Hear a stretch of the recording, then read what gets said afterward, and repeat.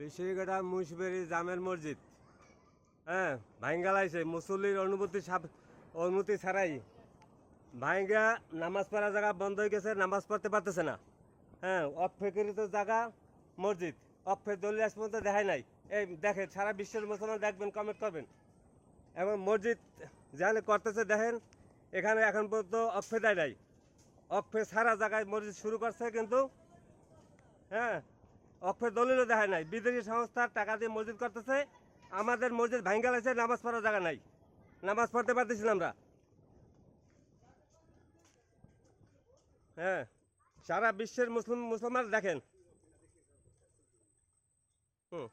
বিদেশি সংস্থার মসজিদ হইতেছে, কিন্তু তাকেও কি দেখাইয়া মসজিদ করতে জানি না। অক্ষে কিন্তু জায়গা হয় না, এখনো অক্ষে দেয় নাই।